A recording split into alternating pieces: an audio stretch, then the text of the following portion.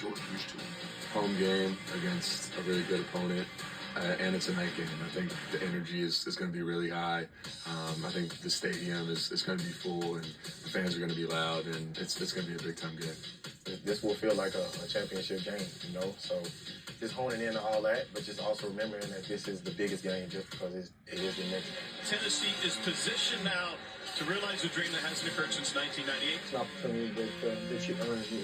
At this point in the season, you got to earn the right to play in these types of games. And It's Tennessee.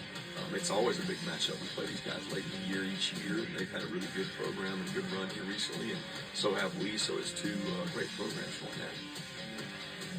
You're gonna have to wait all day. It's the third of three on your local ABC station. Dan, it's been pretty one-sided lately, though. Yeah, and they've had an answer for that Josh Heupel offense in Tennessee. Even though Tennessee's been building the last couple of years, they haven't gotten over the Georgia hump. We just heard from Sampson. He's been outstanding. He is, and he's going to have a big game because you have to run the ball or commit to the run to have a chance to beat Georgia. Not so outstanding, Carson Beck lately. Yeah, I mean, the 12 interceptions in the last 6 games, 14 total turnovers on the year. He cannot do that in these games. All right, so let's break this down from each side. You would think, with regard to the playoff, though you never know, Georgia's margin of error is pretty much nil at this point. On the screen right there, fill it in and give us some attribution. Georgia wins this game if they take the pressure off of Carson Beck. Okay. Too much of this year has been just thrown on his shoulders, and he has not responded. You see that with the 6 interceptions in the last 12 interceptions in the last 6 games. Yep. Early in the year, he plays well. You want Carson Beck to have to manage the game, win with defense, be able to run the ball. You saw last year when he had good athletes around him, he made the throws. Earlier in the season was making plays. He doesn't need to carry this team. He needs to avoid these terrible mistakes he's been making and get back to managing the game, not trying to carry the team. Get with what got you there.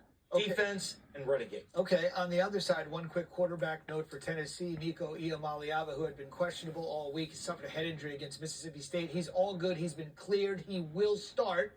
So that's good news for the Vols. So let's follow up on it with some maybe more good news. Tennessee wins if Nico Iamaleava completes deep passes down the field. Now, how is he going to do that? We showed Dylan Sampson already. You have to commit to the run when you're going to play Georgia. Now, they're going to want to stop the run.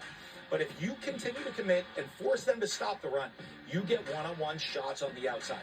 When is Tennessee at their best and they put up the most points with this high-flying offense? When Nico Iamaleava can push the ball vertically down the field to his talented receivers, especially Dante Thornton. You get the ball to those guys, make those big plays. If they can get the ball vertically down the field on those matchups and complete them, they have a chance to win the ball.